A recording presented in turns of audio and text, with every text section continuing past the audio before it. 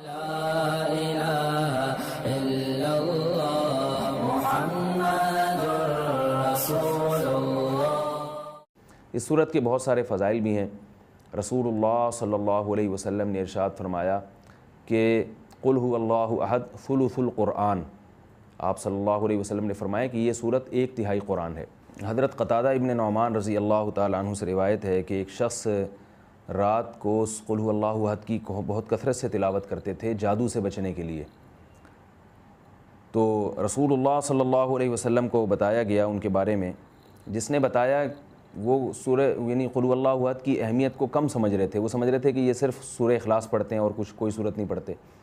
تو جب نبی صلی اللہ علیہ وسلم کو بتایا گیا تو آپ صلی اللہ علیہ وسلم نے فرمایا انہا لتعدل ثلث القرآن، یہ 1/3 قرآن کے برابر ہے، یعنی یہ صورت معمولی نہیں ہے، ہلکی نہیں ہے۔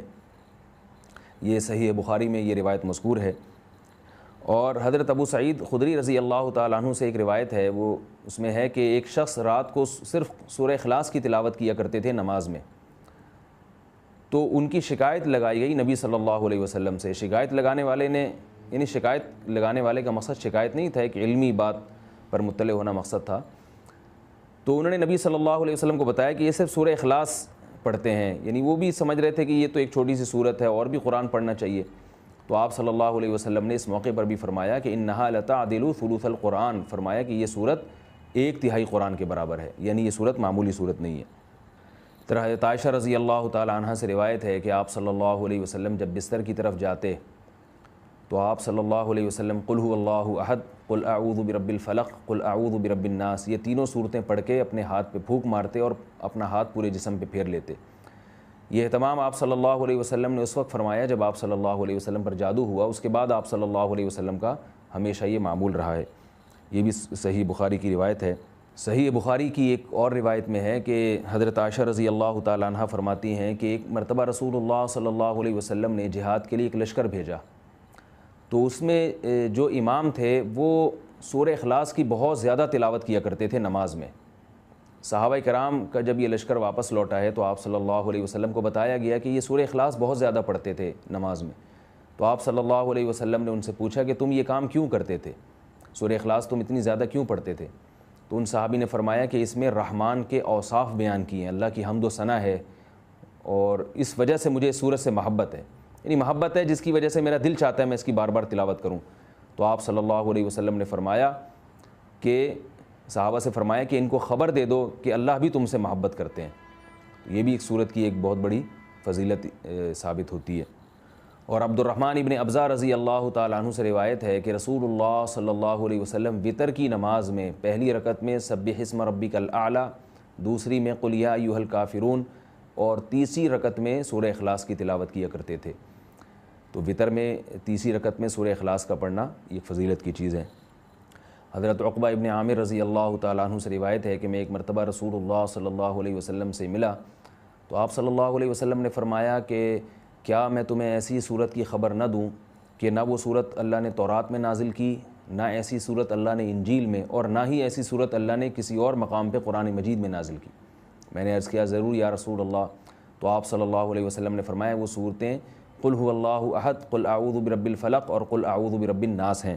اور آپ صلی اللہ علیہ وسلم نے اسے فرمایا کہ کوئی بھی رات ایسی نہیں ہونی چاہیے جو ان صورتوں کی تلاوت کے بغیر گزر جائے، یعنی ہر رات میں یہ تینوں صورتوں کی تلاوت لازمی کیا کرو۔ تو عقبہ ابن عامر رضی اللہ تعالیٰ عنہ فرماتے ہیں پھر پوری زندگی مجھ سے کبھی بھی ان تینوں صورتوں کی تلاوت رات میں نہیں چھوٹی اور کبھی بھی ناغہ نہیں ہوا۔ اور حضرت ابو ہریرہ رضی اللہ تعالیٰ عنہ سے ایک اور روایت ہے کہ رسول اللہ صلی اللہ علیہ وسلم نے کسی شخص کو قل هو اللہ احد کی تلاوت کرتے ہوئے دیکھا تو آپ صلی اللہ علیہ وسلم نے فرمایا کہ واجب ہو گئی۔ صحابہ نے پوچھا یا رسول اللہ کیا چیز واجب ہو گئی؟ آپ نے فرمایا کہ اس کی تلاوت کرنے والے کے لیے جنت واجب ہو گئی۔ یہ تو اس صورت کے کچھ فضائل تھے جو میں نے آپ کے سامنے بیان کیے۔ اس صورت میں ہمیں اسباق کیا ملتے ہیں؟ پہلی تو سبق ہمیں توحید کا ملتا ہے کہ اسلام توحید کے بغیر کامل نہیں ہے، بلکہ اسلام مقبول ہی نہیں ہے۔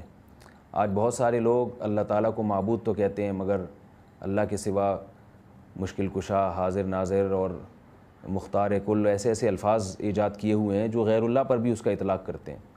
بعض لوگ قبر پرستی کا شکار ہیں، بعض لوگ رسول اللہ صلی اللہ علیہ وسلم کو عالم الغیب کہتے ہیں، حاضر ناظر کہتے ہیں، جبکہ ہمیں اس صورت میں کیا سبق مل رہا ہے کہ اللہ یکتا ہے، اس جیسا کوئی بھی نہیں ہے۔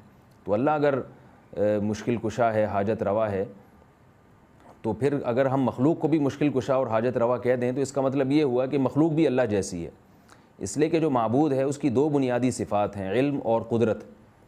معبود میں دو چیزوں کا ہونا ضروری ہے، یعنی آپ جس کی عبادت کرتے ہیں اس میں دو صفات کا اعلیٰ وجہ الکمال ہونا ضروری ہے۔ ایک یہ کہ اس کی قدرت کامل ہو، وہ جو چاہے کر سکتا ہو، اور اس کا علم کامل ہو، جیسے کہ قرآن مجید میں آتے اللہ الذی خلق السبع سماوات ومن الارض مثلہن یتنزل الامر بینہن لتعلموا ان اللہ علی کل شیء قدیر وان اللہ قد احاط بکل شیء علما۔ یعنی اس آیت کا حاصل کیا ہے کہ اللہ نے اس پوری کائنات کو اس لیے بنایا تاکہ اللہ کے بارے میں دو چیزوں کا لوگوں کو یقین آ جائے۔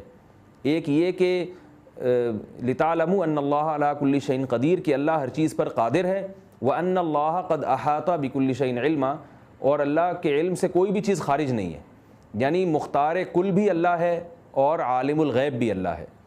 تو اگر آپ اللہ کے علاوہ کسی اور کو بھی ان صفات میں اللہ کے ساتھ شریک کر دیں، چاہے وہ ذاتی کہہ کے کریں یا عطائی کہہ کے کریں، کسی بھی طرح سے کر دیں، یعنی بعض لوگ یہ کہتے ہیں کہ اللہ مشکل کشا ہے لیکن اللہ نے اپنی مخلوق میں سے بعض پیغمبروں کو مشکل کشا بنا دیا ہے، اور اللہ عالم الغیب ہے لیکن اللہ نے اپنی مخلوق میں سے بعض پیغمبروں کو عالم الغیب بنا دیا ہے، تو یہ غلط ہے۔ اسی کی قرآن جگہ جگہ نفی کر رہا ہے کہ علم غیب میں اور قدرت میں اللہ جیسا کوئی بھی نہیں ہے۔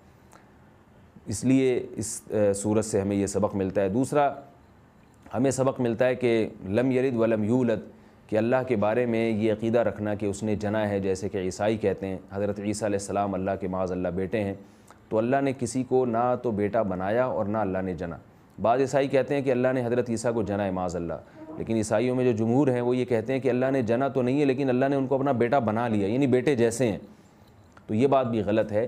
لم یتخذ صاحبۃ ولا ولدا، قرآن کہہ رہا ہے اللہ نے کسی کو نہ تو جنا ہے اور نہ اللہ نے کسی کو بیوی یا بیٹا بنایا ہے، بنایا بھی نہیں ہے اللہ نے۔ اللہ کے یعنی کسی کو محبت میں بیٹا کہہ دینا یہ ایک الگ چیز ہے، لیکن باقاعدہ اس کو بیٹا بنا لینا یہ ایک الگ چیز ہے، کیونکہ ہم جب کسی کو بیٹا بناتے ہیں تو اس لیے کہ ہمیں اس کی ضرورت ہوتی ہے، ہمیں اس سے کام لینا ہے، ہمیں اپنے والی وارث چاہیے۔ اللہ کا کوئی وارث نہیں ہے، اللہ کا کوئی والی نہیں ہے، اللہ بے نیاز ہے۔ یہ اس صورت کا بنیادی اسباق تھے۔ اللہ تعالی ہمیں اس صورت کے تقاضوں کو سمجھنے کی اور اس پر پوری طرح عمل کرنے کی توفیق عطا